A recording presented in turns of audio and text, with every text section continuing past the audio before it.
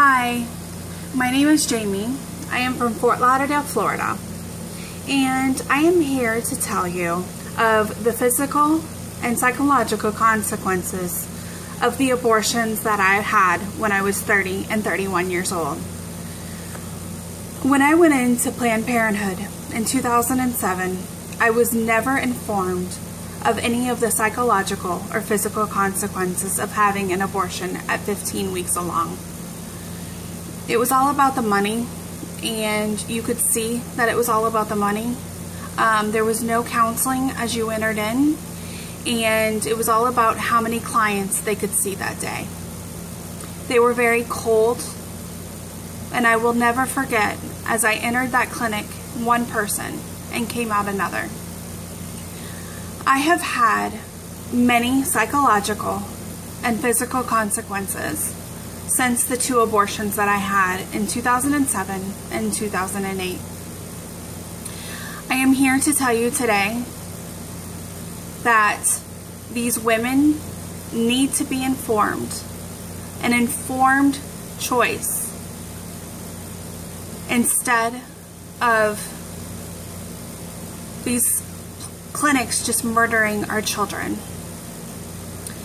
I walked, like I said, I walked into that clinic one person and came out another.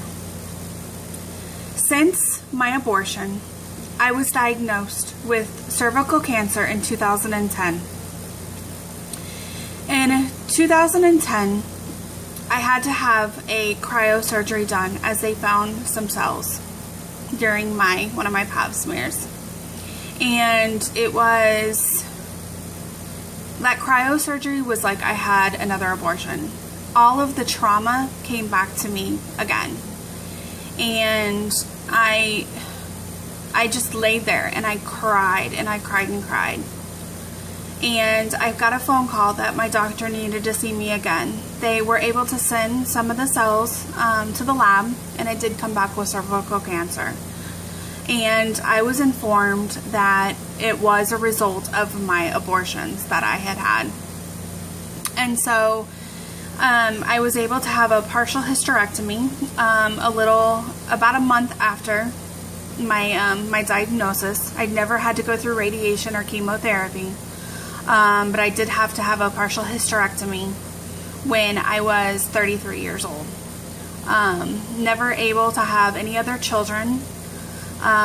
So my abortions have caused me to be very infertile and never to be able to have my own biological children.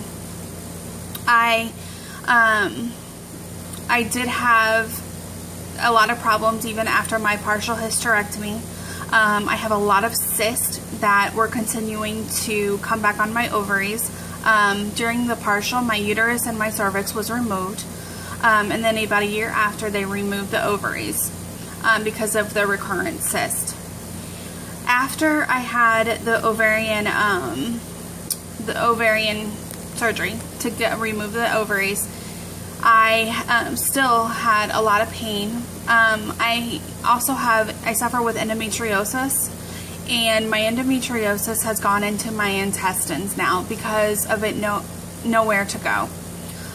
So in this past year, I had to have 6 inches of my colon removed in order for some of this pain to be gone.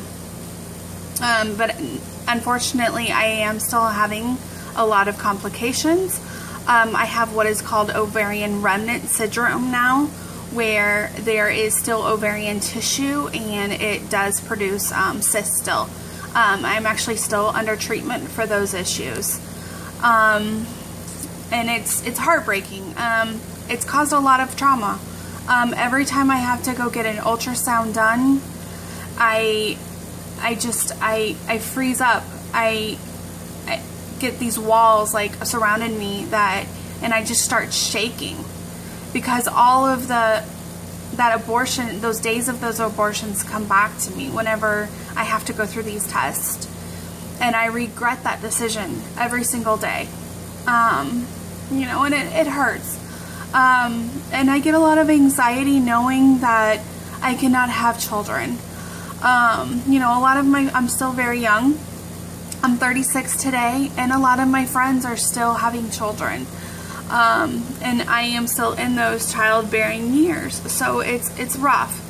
I have had a lot of trauma, a lot of psychological trauma because of those abortions. I have been diagnosed with post-traumatic stress disorder, and I'm on medication because of that. If I could just tell one girl not to go through with this because of the complications that I have had, it would be worth it. You know, I would love to save them all, but I can't, you know. But even if we can save one girl from going through all of the trouble that I went through, I would know that I would do my job. It's very, very difficult. You know, and I've had the opportunity to share my abortion testimony all over Florida, and I continue to share my testimony to do whatever I can to allow these clinics not to murder our children anymore. I just, you know, women need to know these complications and these risks, and because you do not get informed. So I hope this video helps that and can change decisions of women everywhere. Thank you, and God bless you.